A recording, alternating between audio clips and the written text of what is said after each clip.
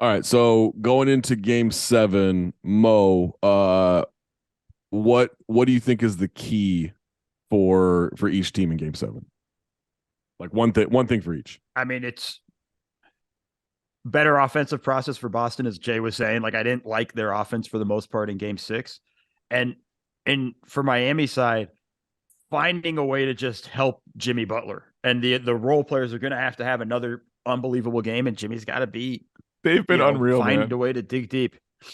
They've been great. They've been great. They carried Mhm. them in this game 6, but like, Caleb Martin's the I don't know, best get Jimmy not new legs. Caleb Martin's the best non-rookie deal in the league. Like, Caleb Martin is a Yeah. god. yeah, He is a god. he's legitimately good. It makes me wonder, Cody Martin, the fuck, like the Somebody's twins, signing Cody Martin right now. just to see, Somebody's just to bringing him in see. though. Yeah, just like, well, I Just don't to know, his see, brother's doing it. hey, Like, let's maybe yeah. you got it. Like somebody's doing it. Trey, what do you think is a key for both teams Monday night game 7?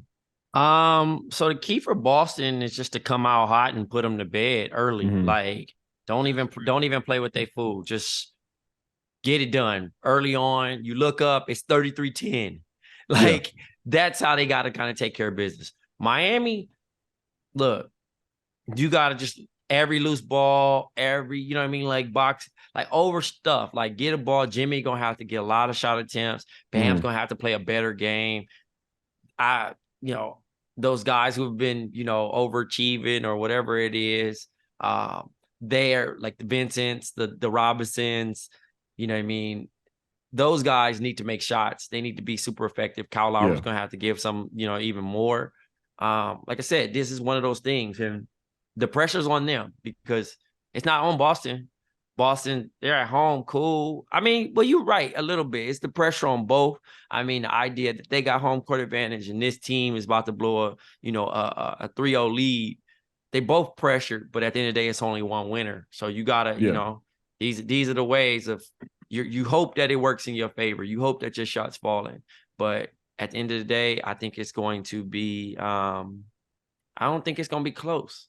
I think it's gonna be out of reach. Yeah. Wow.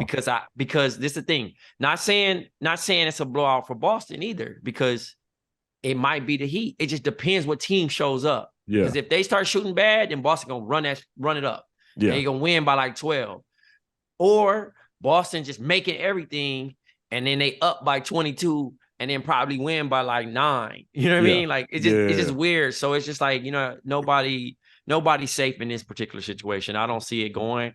Who I would like to see win, if I have to pick, I would like to see the Boston Celtics because it'd be more, they got, I feel like it lines to be up the first, as far as team. Yeah, and to be the first team to be the 0-3 comeback, That too, but then also from a Miami Heat perspective, if they were to so happen to get Tyler Hero, then I would be like, okay, I want to see this. But like with no Tyler Hero and them being kind of banged up,